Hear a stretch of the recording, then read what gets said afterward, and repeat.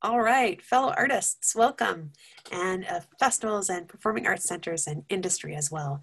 It's quite a large group of folks, and I imagine that our panelists will want to know a little more about who you are as well moving forward. Thanks for that, Jared. And in advance, thanks also to our captioner. Okay, it is my great pleasure to introduce to you our moderator for today. I have just met this person, but they are calm, cool, collected, and have a great sense of humor. Not to mention that they're also an executive vice president and general counsel at the National Music Publishers Association. Please welcome Danielle Aguirre. Thank you so much, and it is a mouthful. Hi, everyone. Thanks for tuning into the panel today. I am really excited to be here and to moderate this discussion with Kris Ahrend and Bart Herbison on the Music Modernization Act and this new mechanical licensing collective. I'm going to give you just a little bit of background on the MMA, as we call it, the Music Modernization Act, and then I'm going to dive right in with Kris and Bart to let you know more about this new MLC. So very quickly, an overview of the Music Modernization Act, or the MMA. The Music Modernization Act became law in October of 2018. It made very important changes to copyright law to update the law for how music is licensed and used today. So the law had not changed to account for digital distribution of music through streaming services like Spotify and Apple and Amazon and others who license and stream tens of millions of songs instead of just a few songs for a CD or a cassette tape. The MMA in particular, and what we're going to talk about today, created a new licensing collective that's called the Mechanical Licensing Collective, or the MLC. I apologize for all of the acronyms. The collective was created to make licensing of what's called mechanical rights, and we'll get more into what those are later, of songs easier for both copyright owners and for those digital services like Spotify.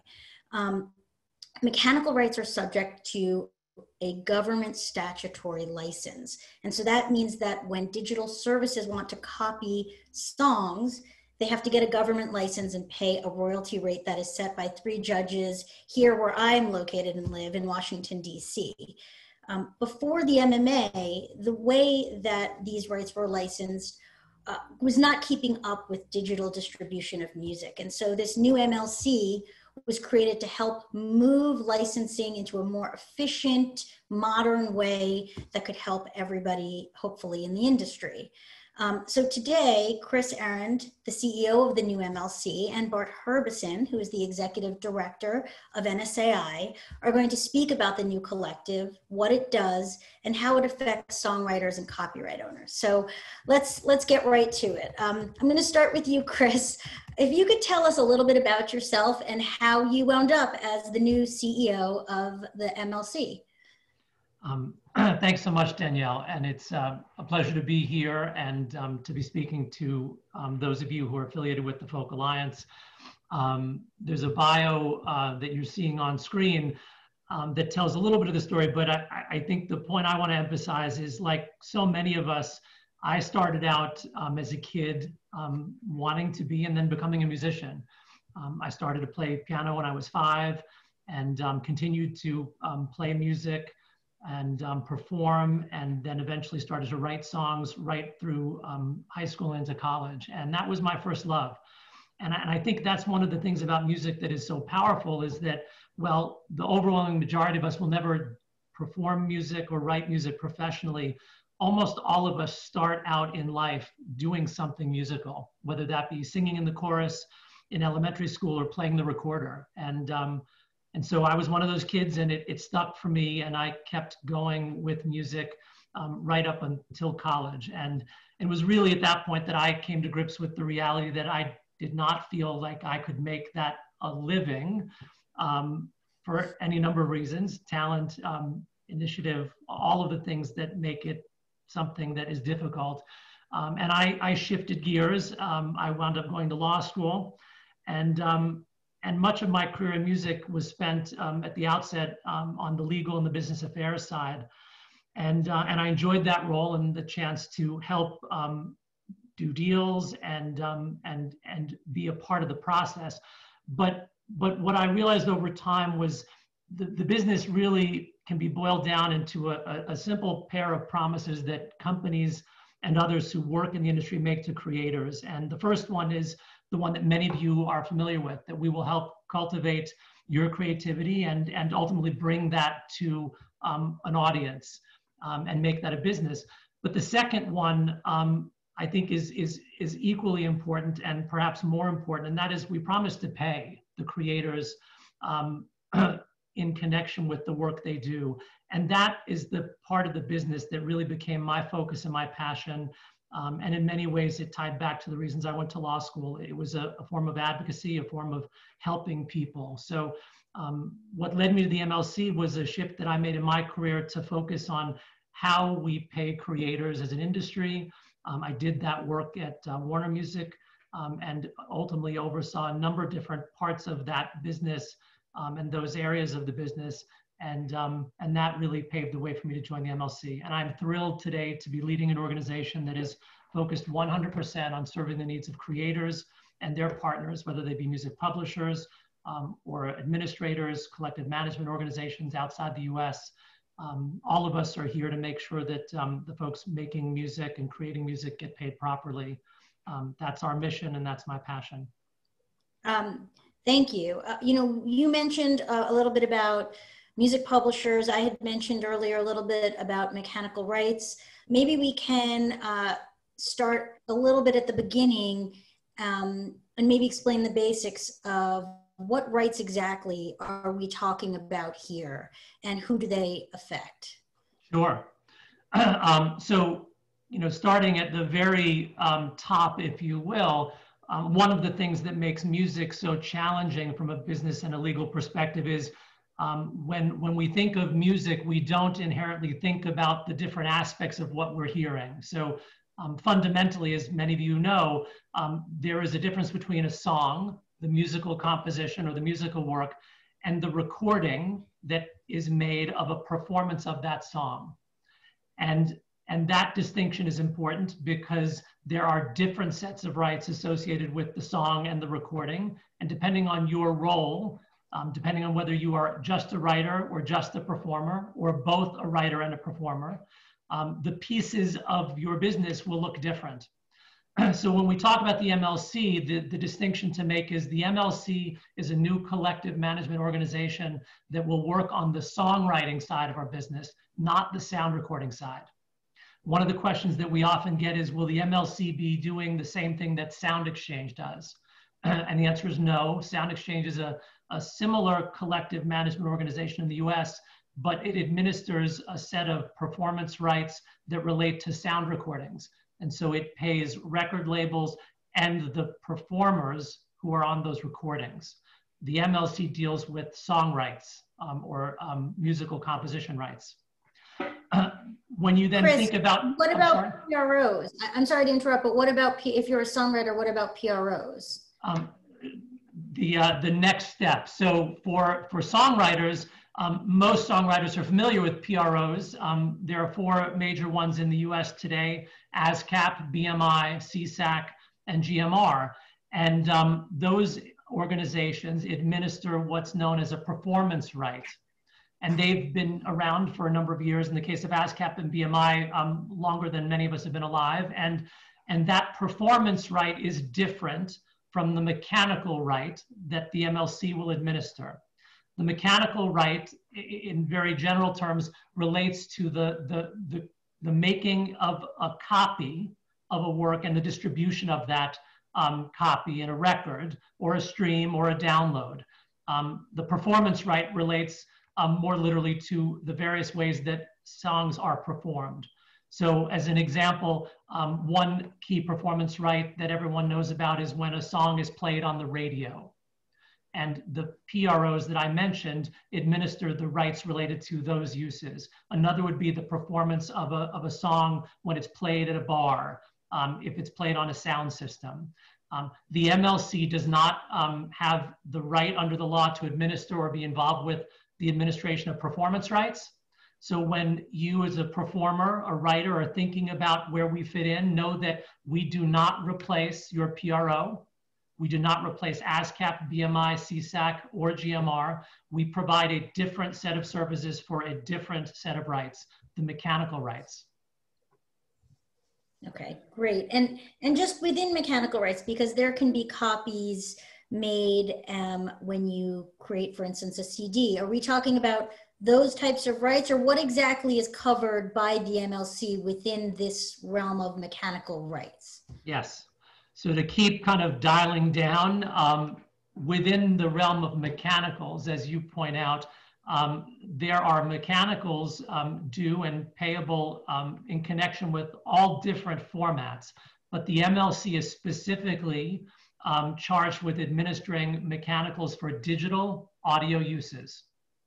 So we will not be involved, we cannot be involved in the administration of mechanicals for any physical formats, whether that be CDs, vinyl, cassettes, or if they ever came back again, 8-tracks, so help us all.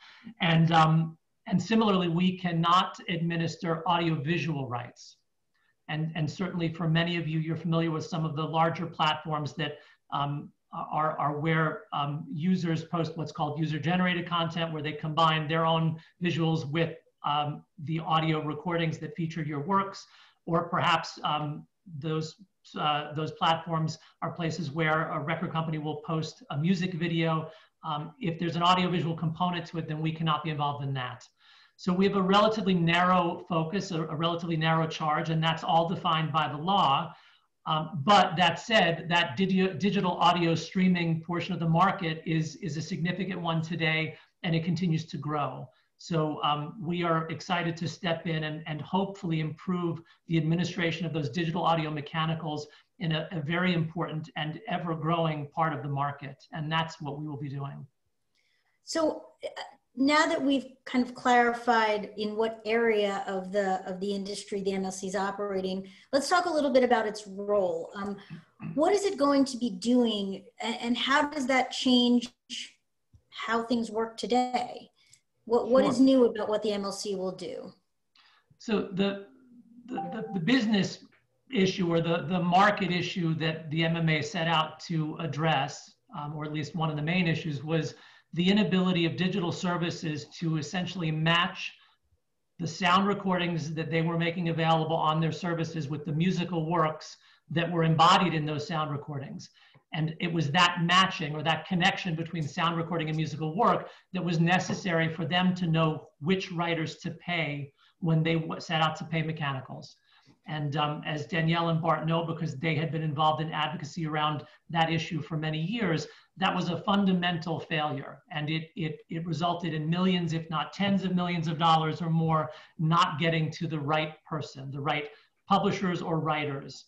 And so that task of matching is really the fundamental thing that the MLC will be doing. We will receive all of the usage reports from those digital audio services starting on or after January 1st, 2021. That's when those services will be able to secure the new blanket license that the law created. And then the first thing we'll do when we get those usage reports in is we will match the sound recordings that are reflected in those usage reports with the musical works embodied in those. And the way that we'll do that is by establishing and maintaining a musical works database, essentially a database of ownership information about all the musical works that are being exploited in the US market, and then running a series of matching processes to match as many of those as possible. And while that is not different from what others were attempting to do before, the challenge before was that that process had to be undertaken by each digital service or a company they hired. So it was very decentralized. And if you were a rights holder, you had to make sure that each one of those services had all of the right information for your works.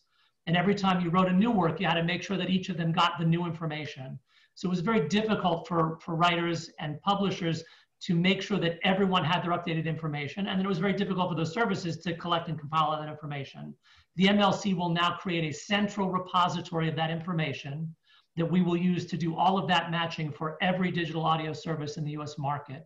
So by centralizing that function, we hope and expect that we will be much better at it going forward. And that will then lead to more money getting through to the right people. That's the goal, of course, is to make sure that all of you are paid and paid properly. So tell me a little bit about the company itself. You know, where is it going to be based? I know that it's been about a year since the MLC was actually designated by the Copyright Office as the law requires. And so, you know, how have you grown in that time? If you could tell me a little bit about the growth of the organization. Sure. So behind the scenes, we have set out really since January of this year to build a company that will perform the matching tasks that I described, will assemble the data that I just described, and ultimately manage that process of paying songwriters and publishers. And when I joined the company in the beginning of January, I was officially employee number 1. Richard Thompson, our CIO, had been with the MLC as a consultant and is now officially our CIO. So there were 2 of us in January, and we're now more than 40. So we've hired 40 plus people, built out a team. We have you know, all of the parts of any company that you need, HR and finance and legal. We have made a big push to build out a customer service team. And that's something that I can talk a little bit more about, but service is one of our 4 guiding principles, and it's a real focus for us. We know that for us to be successful, we've got to be able to interact effectively with each one of our members, and that requires being really intentional about how we provide service. So that team is now fully trained, fully hired, and ready to go. And in fact, has already begun responding to questions via email. And one of my colleagues can put the email address in the chat so that if any of you want to reach out to us after this webinar, you're welcome to do so. We'd love to hear from you. But that's where we are today. You mentioned location. We will have a physical headquarters in Nashville, and we hope to open that office sometime early next year. But obviously, the impact of COVID has affected those plans, in that we are working fully remotely right now, and we really have, for most of the team that's joined us, because we really hadn't hired that many people at March when we made that shift. So we're fully remote, and we are operating without any issues in that remote environment. And we'll keep doing that for as long as we need to, so that we're not pulling people back into a physical space before it's safe for them to do that. But once we do open that office, we'll have a headquarters here in Nashville, and then we'll have team members around the country. And right now we have several in Europe, in London. So our goal is to have a base of operations in Nashville, where so many songwriters and publishers and others involved with songwriting are based, and yet still have the ability to connect with people around the country and the world, wherever they are.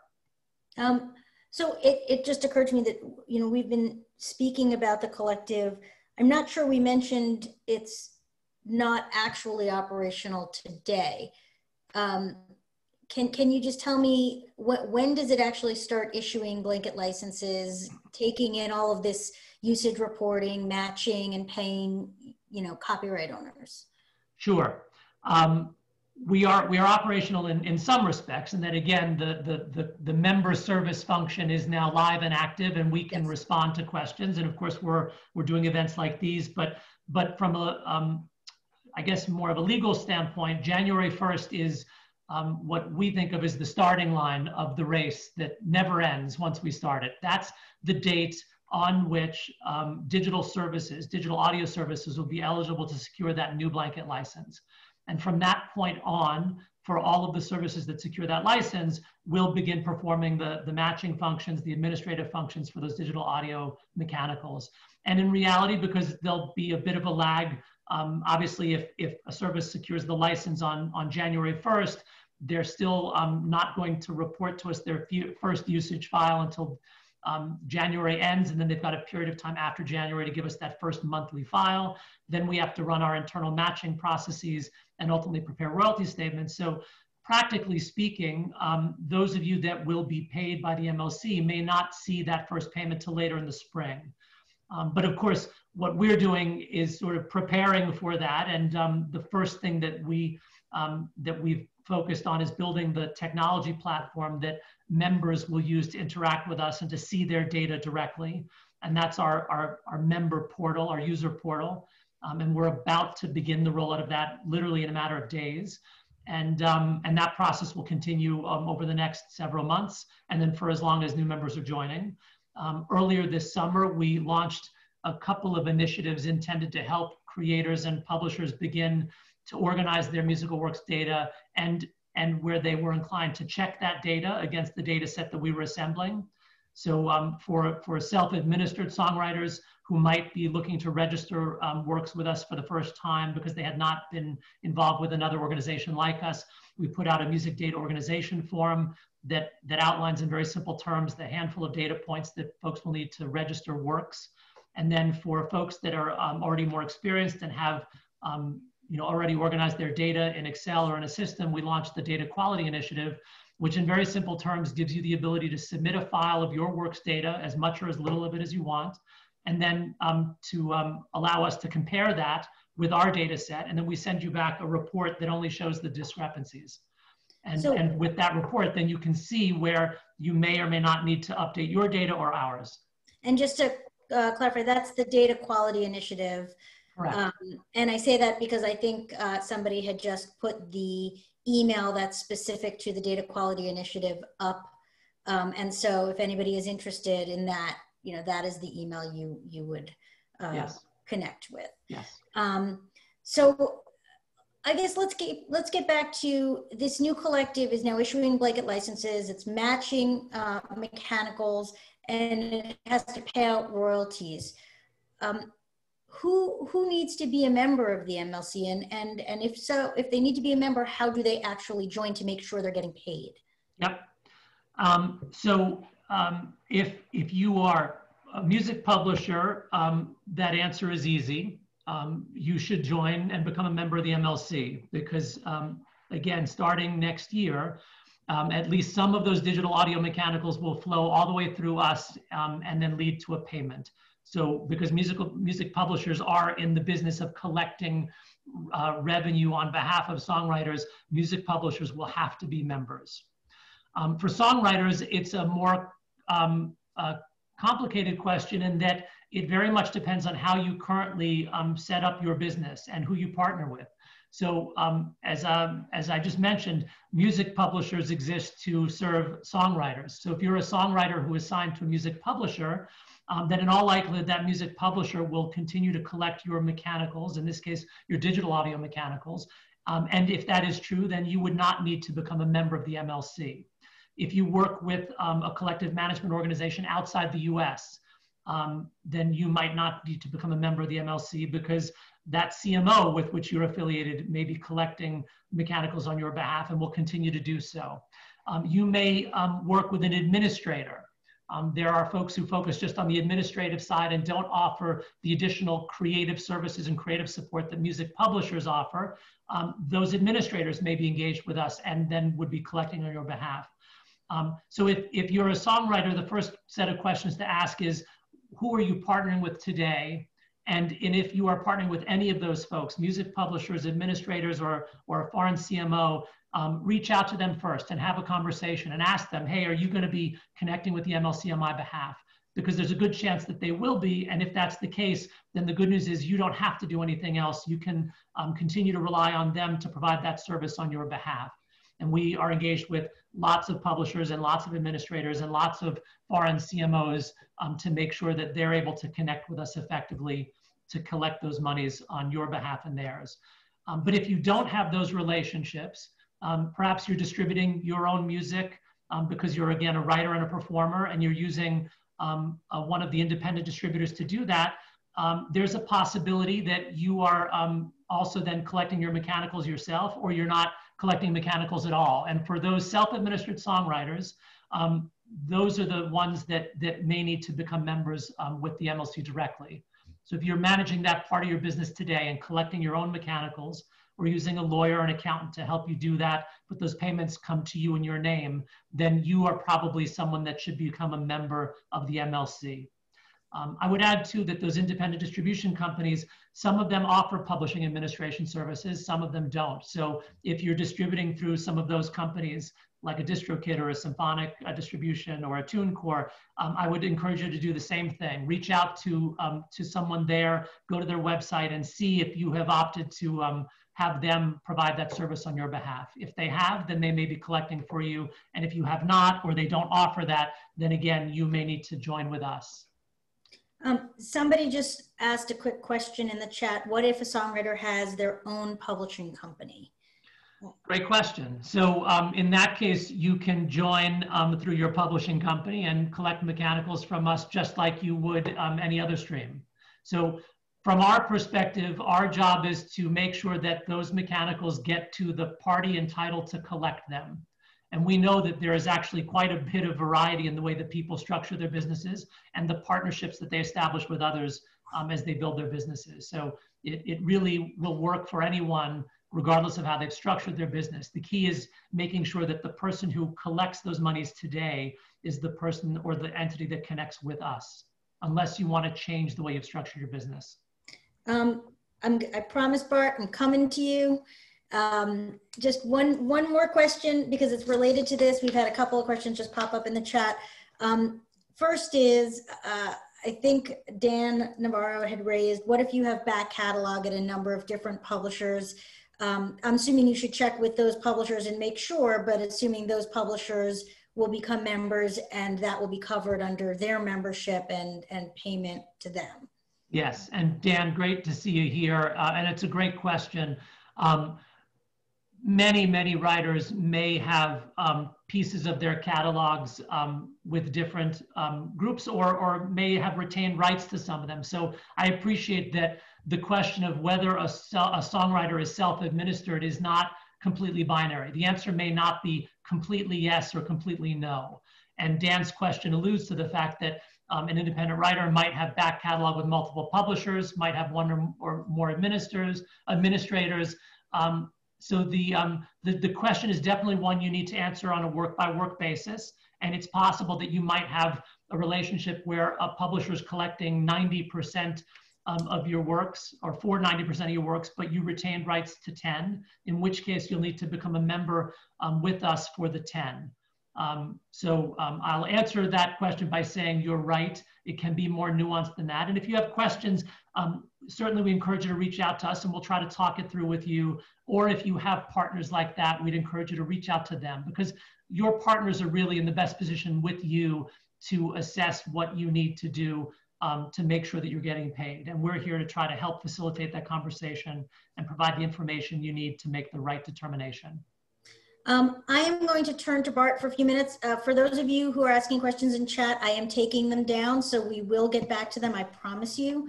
Bart, if you could just jump in here and tell us a little bit about yourself and how you are involved in the MMA and the MLC. Well, the Nashville Songwriters Association International, NSAI, is the largest and oldest songwriter advocacy group in the world. So we've been involved trying to do some sort of mechanical licensing reform for over 15 years, trying to get higher rates for the digital distribution of music, trying to get the way those rates were set all changed. So all of that was part of this bill. And I can go over that in more detail if you'd like. I think actually I'm going to have you, I want you to jump in, because we've had a couple of questions that go to what I was going to ask you next, which is, let's discuss some of the benefits that were in the law and that are in this structure of the new MLC to songwriters. And maybe we can start with what a couple of people have raised, which is there a cost to become a member? How is that structured? Well, it's absolutely free. This is historic in the sense that the digital services agreed to pay for the collection costs. They agreed to pay 100% for the funding of this new mechanical licensing collective. That's never happened before, so that's important. I'll back up. Passage of the MMA had several benefits. That was one for songwriters.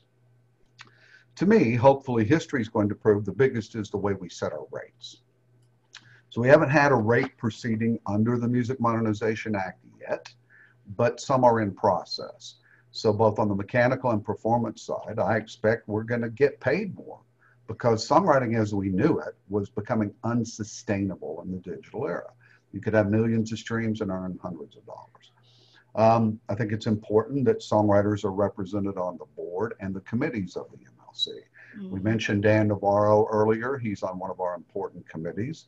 And that's really huge that songwriters get a say in how this collective society is going to run in a way they never have before. As Danielle pointed out, there's no cost to songwriters. I think it's huge that songwriters and music publishers own this data now. We've got vendors that help us, but the MLC owns this data. Google and others had tried for years to be the owner, distributor, controller of this data. And it's one of the few advantages creators have had in the modern era. So I put maybe the biggest value of all on that, Danielle, that we own, control, and are running and governing our own entity. I'm going to try to boil all that. Yeah, go ahead. I was just going to say, I just want to step back for a second, because I think there's a little more in there in terms of number one, with respect to the cost. There's no cost to join, but no. Can you tell me, are there commissions? Are there costs taken off on the back end before royalties are paid? So one of the things I'm most excited about when this survey started right before we did this panel, I think 39% of the attendees were artists. They were folk artists here attending this conference this week. So most of you, I know you, most of you are going to be out playing 100 shows a year to earn a living. Now you're going to sell some records. I'm sure you stream some songs. I'm sure you have a website, but yours is a model of playing many, many live shows and playing your own music. So do you even collect mechanicals today? You may collect your own for the songs you wrote on your CD you're selling literally out of the back of your truck, but it's hard to do. If I am a folk artist, songwriter artist here attending this conference today, and I've got song streaming on 5 different services, Danielle, I may not even collect my mechanicals. There's a lot to that. The services work differently. You got to do it service by service, or I've got to hire a company to go do it. What would I even earn? $80, $800? So one of the things I think that I'm the most excited about with this new MLC, and I'm going to now specifically answer Danielle's question, it's absolutely free. You don't do anything but give us your information. Kris mentioned earlier, and we're going to have a call here in a few weeks for everybody to come do this before we turn it on. Put the name of your songs in there, your song titles, your co-writers, your splits, your information, and we are going to pay you. And you're also going to be subject to unclaimed funds that the MLC distributes. And I'm excited about that. This is the way I believe it always should have been. I believe the users of music need to pay that cost. And I'm also excited about the partnership. We're adversarial with the digital services on many fronts, but we've gotten to work really closely together to build this machine that we get to turn on in January. Bart, you mentioned unclaimed funds, and I think certainly you and I know that the fact that digital services like Spotify were using so many sound recordings, but they couldn't match a lot of those to the musical works, and therefore there was a big problem, and there still is, of a large number of works not being matched, and therefore those royalties not being paid to the right people. And that's one of the things that the MLC is also trying to address. Maybe you could speak to that a little bit. What happens when things are not matched? You know, how is it more transparent under the MLC? And I'm going to add one more, but where is the funding coming from for this large staff if there are no fees or commissions? And I would say the staff may get larger. I'm surprised we're going to be able to do this with the amount of staff we have, and hopefully we can. We have to see what we're really talking about once it gets turned on. But the digital services pay 100% of this. So Spotify, Apple, Amazon, Pandora, Google, they are paying for this. And that gets set either through us reaching an agreement, and those that overseeing it, Copyright Royalty Board, going, that's okay, move ahead. Or if we don't agree, we go to a trial to set that budget. Fortunately, we agreed. It's all public record. It's an expensive prospect. We're looking at about $60+ million to start it and run it for the first year, all paid by the streaming companies. And Bart, I would just add too, large is always a relative thing, but we will not have more than 100 employees when we're fully built out. We think it'll be closer to 80 or 85. And that's an incredibly small organization to have, given the scope of our responsibilities. You know, another way to think about it is we're doing in a single organization what ASCAP, BMI, CSAC, and GMR do together for the same group of constituents for a different set of rights. So we're covering the same ground that those four organizations do, and I suspect we will be among the smallest of those if you were to line us all up. It is large of scale, but incredibly efficient when you look at those numbers compared to some historical numbers. Unclaimed funds. So look, one of the pieces of the centerpieces of the Music Modernization Act was this blanket licensing concept. So when a songwriter, a streaming service has to pay a songwriter a mechanical royalty and a performance royalty. Pretty easy to do on the performance side. You go to ASCAP, VMI, CSAC, GMR, and you pay them a % of revenue based on the number of their songs that you spun that year, the number of streams. Done, they pay their writers. And very importantly, there is no copyright infringement liability for the payment of performance royalty under this blanket system. So the streaming companies for years, we've been trying to make licensing more efficient, and it just lined up where one of them, and this is my personal opinion, but I know it to be largely true, was going to go public. And a large part of the projections of this, not only the stock price, but that future business was to deal with the problem of copyright infringement. So we agreed to create a mechanical licensing collective. There was a process by which this MLC was chosen by the U.S. Copyright Office. And if the digital services do a whole lot of things, they won't be sued on the mechanical side now, at least for digital mechanicals. Part of what they have to do is turn over unclaimed funds to the mechanical licensing collective. So they've got to turn over what they have. Those funds will be distributed. Then the MLC has a process that I'm also particularly proud to have helped effect, where we really go look for who owns the songs. We really try to find who owns the songs. But if we can't, inevitably, with over 100 million songs on most streaming services, there will be some unclaimed funds. So Danielle, we have a very specific proscribed way on how those are distributed. First, it will start with the name of the songs that the services are streaming being posted. And you go to the MLC and you see if you're owed some money. Now, you may have to look at your title with a one-word nuance, but you need to go find it. And if you find it, we pay you that money. Otherwise, procedures kick in over time that redistribute that money to the people that did have correct information and proper earnings for that period of time.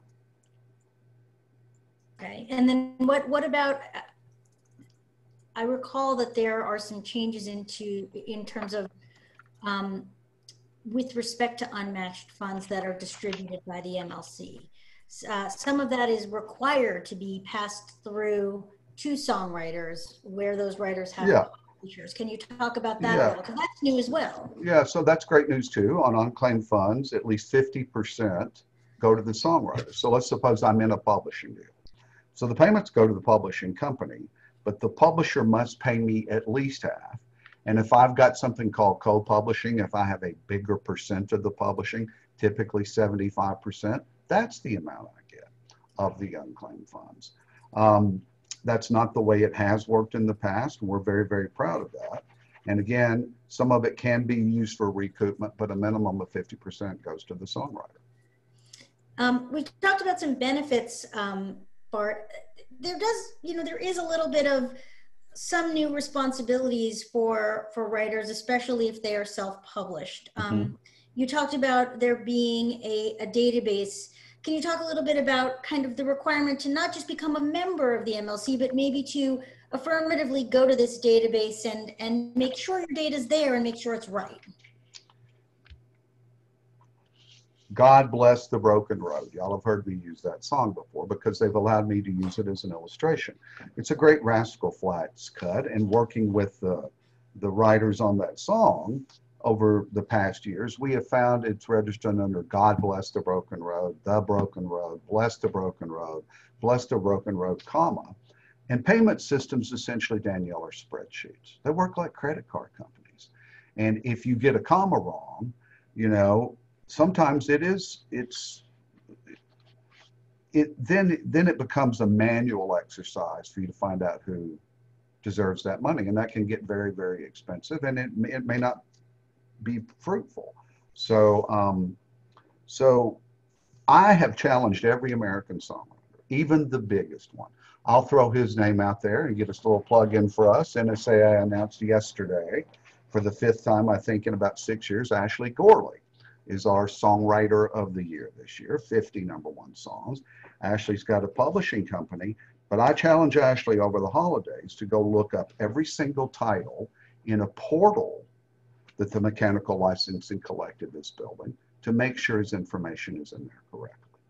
Because if he finds out that we distribute some of his money as unclaimed funds, I'm going to say, Ashley, did you look and see if all your titles are correct? Well, my publisher, I'm going to go, no, no, no. Did you? And he's going to say no, and I'm going to go, which one is it? Let me fix it. And now we will pay you your money accordingly. I'm saying all that to say this, Danielle. If the songwriters go check their information, if they put it in there correctly, if they collaborate on issues where it's unclear and we get this stuff straight, we've really, really, really done something. We've done something anyway, but we can forward, I think, the cleanliness of data globally through the MLC. We can start something really, really big if the creators go to the source and look at it and make sure we've got it correctly. Kris, this plays right into the Play Your Part campaign. Yes. There's a whole campaign about this. Can you tell everyone about that? Yes, play your part. And the whole idea there is that for us to be successful, for each and every one of you, we need your help. Because again, we will be a relatively small organization by any measure, and we will be managing a process that involves data for tens of millions of musical works. And there's no organization, there's no group of 100 people that could do that perfectly on their own. The volume is simply too great.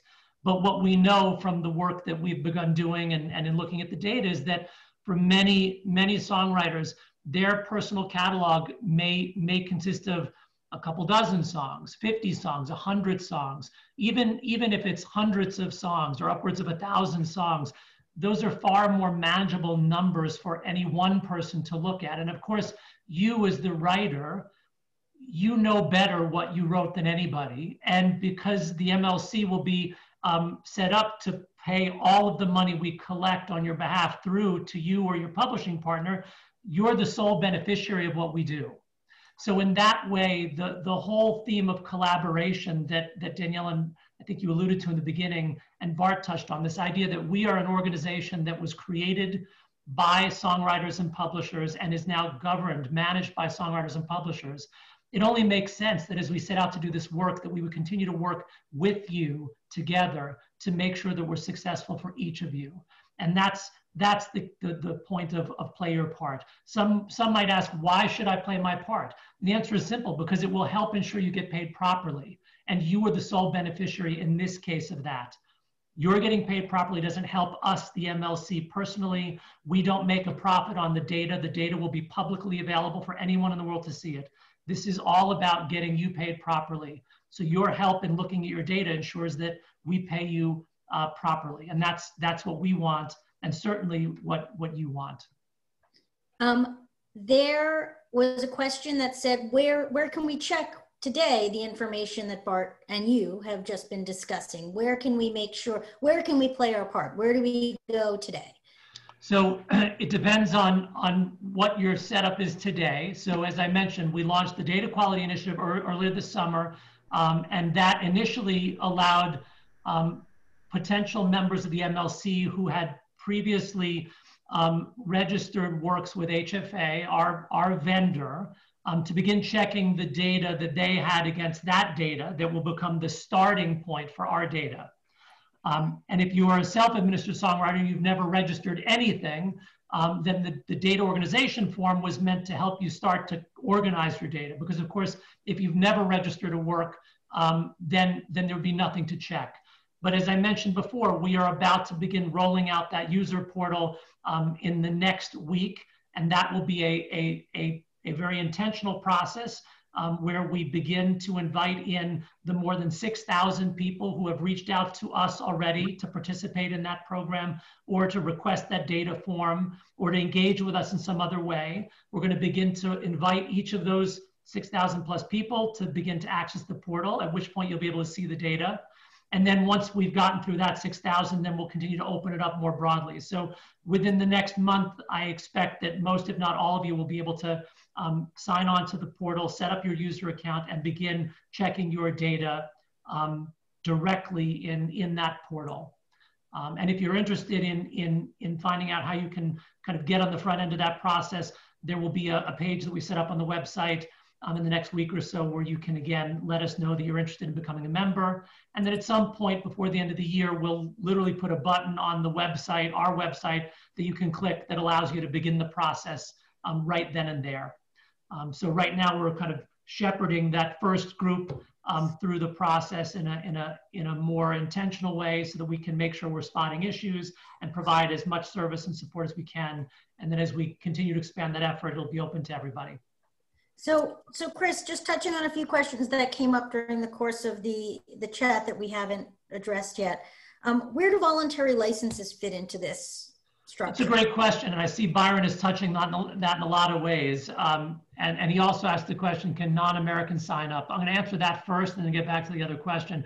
Any songwriter or publisher or administrator or collective management organization outside the US, anyone in the world can become a member of the MLC if you are responsible for collecting digital audio mechanicals for a work that is available today or in the future on a US service, one of those US digital audio services, then you can become a member because we'll be collecting those mechanicals on your behalf and we want to make sure you get paid.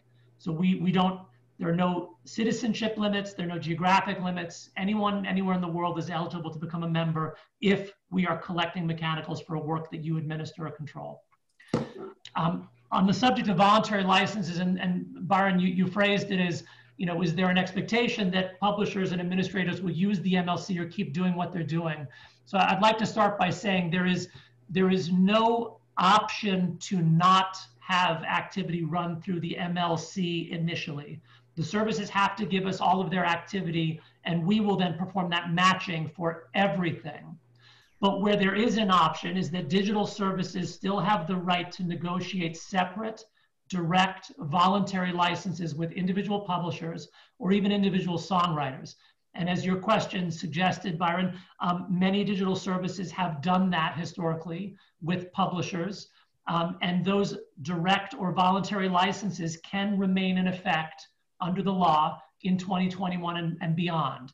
And so if a service and a rights holder have a direct license in place, that service can choose to administer the rights under that license themselves, which means once they've given us the usage file and we've done the matching and they've let us know, I've got a voluntary license with Byron's publishing company, then we will hand them a file back that says, based on our matching, here are the works or the shares of works that we attribute ownership to Byron on and his publishing company. And then the service can take that money and pay you directly, or they can hire another administrator to do that. So that's why I think every publisher and every self-administered songwriter will want to become a member of the MLC, because some money will still flow through us no matter what. Voluntary licenses will not cover everything, but there are still voluntary licenses that could exist next year and in future years. And for those, it will be up to the service and then the partners in those direct agreements to decide how they want to administer those. There was, I don't know if we still have time for one last question. There was a question earlier that just asked, what is the difference between digital downloads and interactive streams? Are they both covered under this new collective, structure? What happens with downloads? Sure. So, just answering the first part of that, a download, of course, is when you buy the digital version of a record or a song and you get to then put it on your computer or your device and keep that forever. And a stream is generally an interactive stream, is one where you subscribe to a service, and that subscription gives you access to listen to any song on the service for as long as you maintain your subscription. The NMPA addresses both individual downloads and interactive streams. And so we'll be working with both sets of services, but how the administration plays out for streaming services versus download services will depend on the next few months as we work with the services and we see which, how they set up their businesses. Again, the digital services have to elect to secure the blanket license. So in the first instance, they have to make a choice. The obligation to secure the rights doesn't go away. So I want to be clear, if for some reason a digital service said we don't want the blanket, that doesn't mean they don't have to get rights from you if you're a rights holder. It just means that their obligations vis-a-vis the MLC might be a little different. But yes, I guess the answer to the question is the MLC will be able to administer those digital audio mechanicals for downloads and streams. And the way that that all works is what we're working on right now. And we'll continue to work on up until January when folks secure those first licenses.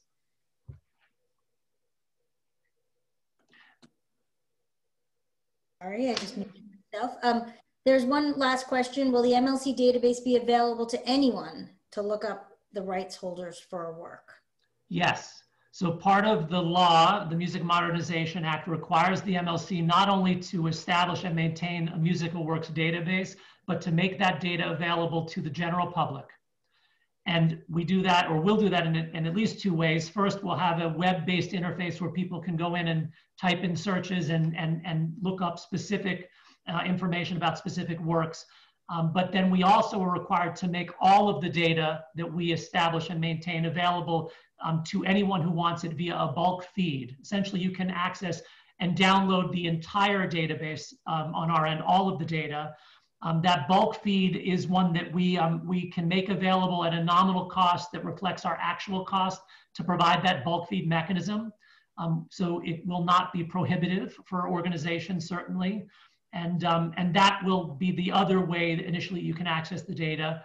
And then over time, we think that, you know, as organizations take advantage of that bulk feed, that data will spread further and further throughout the ecosystem. And that's the hope, right? Is that by creating this public-facing data set that reflects the best version of your data based on your input, because you, the rights holder, know best what is right and what isn't. And by us then making that available for the world to see, we hope to be able to essentially spread that good data, your data, out to all of the folks in the world that may need it. Now, again, that's mechanical ownership, right? And so someone mentioned about PROs. There are nuances in the way the different rights work. And so the data that we assemble may not be all the data that your PRO needs. And the data that your PRO assembles may be different in some respects than the data that we have, because it's a different set of rights. But fundamentally, things like the writer of the song, the name of the writer, things like that that are common across the work, regardless of the rights, we'll be collecting that information and making that available for anyone to see. So again, we hope to become very quickly that authoritative source of your data, you as the songwriter, the publisher. I'm gonna jump in here. That's great. I was just about to say, I think we're out of time. We are, and a big, huge thank you to you, Danielle, for your amazing moderation. The question box is just blown up, and I would encourage everybody to go to www.themlc.com to find out more answers to your question. The site is very robust. Thank you all for joining this webinar presented by Folk Alliance International. We offer these webinars free of charge, not only to our members, but to the community and industry, and frankly, the world at large. So we appreciate any support that you can offer to help offset our programming costs so that we can continue to do so. And to make a tax-deductible donation, please visit folk.org/donate. We hope that you found the ideas presented here useful to you. A huge thank you to Danielle Aguirre and Bart Herbison and Kris Ahrend.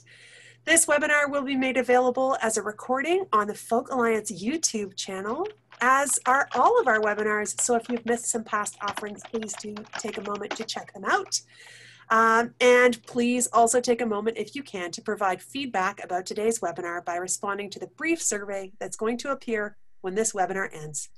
So stay safe, stay connected, stay in community, everyone, and we will see you hopefully next week. We have 2 great webinars coming up. Thanks again, everyone. Bye-bye. Bye.